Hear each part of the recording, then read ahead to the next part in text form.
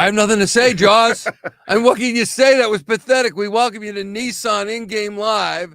And let me just put it this way, 24-7 in favor of the Tampa Bay Buccaneers. The Eagles didn't have any net yards till beyond halfway through the second quarter. They didn't have a first down, Jaws, till 6:42 remaining in the second quarter. And okay, so you say they're missing their top two wide receivers, which is no excuse for that. Well, the defense couldn't stop them. The defense couldn't do a thing. Nothing. I mean, it's almost humiliating. No, not almost. It is humiliating. I'm saving with the almost because they scored a touchdown before half. That's the only positive thing I've seen in this first half. I mean, look like the Keystone Cops out there at times. They're running into each other, causing fumbles amongst themselves. Communication's poor. They can't handle it. Shocking, surprising. Todd Bowles' defense going to blitz. We look like we never saw blitz. No.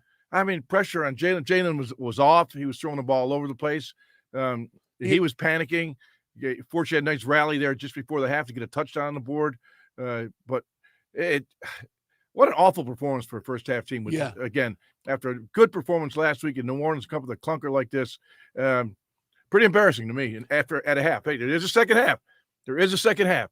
But normally, while you would say the second half and plenty to come and there's good things coming, I just do not sense that with this team. And I'm not buying their two top receivers are out. I'm not buying the heat. I saw that defense last week. Everyone on defense is okay, right? We praise them all week. Yeah. They did a great job. Well, Baker Mayfield looks like Norm Van Brocklin out there, going to throw for 562 yards and break the NFL passing record. He's 22 of 33, 237 yards, 2 touchdowns, and he's had about 5 drops. I mean, guys open all over the damn place. And his passer rating's 107.8. Meanwhile, Jalen Hurts is a 76.8 passer rating. He is 7 of 15 for 49 yards, sack 1 time, and I don't get the sense that he is in command of the offense. He's not running the ball. Saquon Barkley at one point was about 3.5 yards per carry.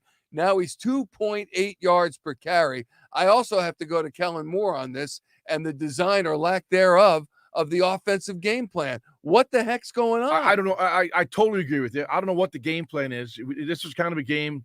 You kind of thought, okay, with all these wide receivers we have banged up, with the AJ out and Devontae out, that okay, let's go to our bell cow. Let's go to Saquon Barkley. 8 touches for 22 yards. Abandoned him early in the game in the running game. Jalen dropping back with the guys he's introducing himself in the huddle right now. These guys have had literally, they made a trip to Texas to work out at one time, 1 week this year. It just looks like there's a lot of anger in my voice right now. And that's how I feel. That's how I feel. This team has not shown up after a great performance last week where we sang their praises. They can't part of that into 2 wins in a row. Now, hey, I'll go back. There's a half football left.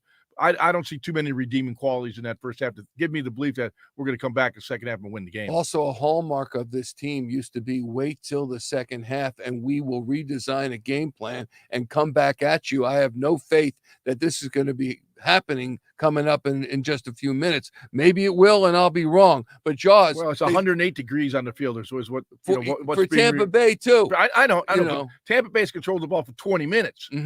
Against our defense has been on the field for 20 minutes. Our offense has been on the field for 10. Yeah, but that defense is going to be dragging. And the big guys, you're looking around 320, 330 pounds, they're going to struggle in the second half. I expect to see Tampa go out and run the football. The offense of the Philadelphia Eagles, 3 and out, 3 and out, 3 and out, got a touchdown finally, but really spitting into the wind. There's nothing going on.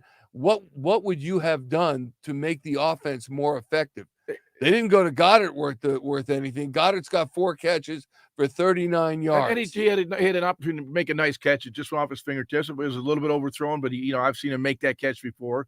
But I guess if there's one thing I felt we were going to do and should have done, now looking in hindsight, it's always 2020. But Saquon Barkley's got to be the bell cow for this offense. We talked about it pregame. I mean, that's what it's. You got AJ out. You got Devontae out. You got 2 all-pro receivers out. You're backed up. I don't want to throw guys on the bus like Paris Campbell and Wilson and Dotson and guys like that, but they're not all-pro receivers. So why are we expecting them to go up against a sophisticated Todd Bowles Tampa Bay defense?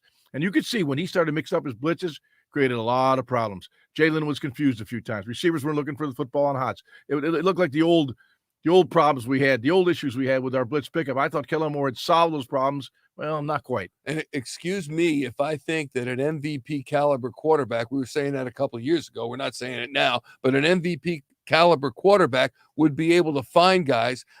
How many times did he ran 3 times for 8 yards? Even that he did not do to success. Normally, he'll get you 5-6 yards per carry, 2.7 yards per carry. But the big thing is on the special teams. I don't want to miss this either.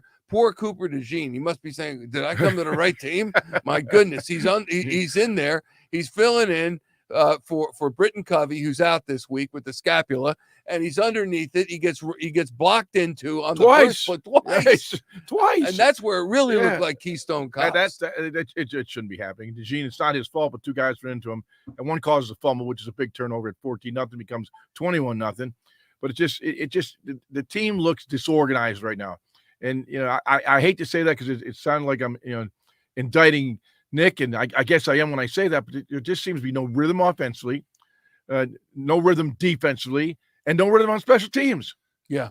Hello. What else could I criticize? I had a friend text me, say, "Do you want to be a Vikings fan?"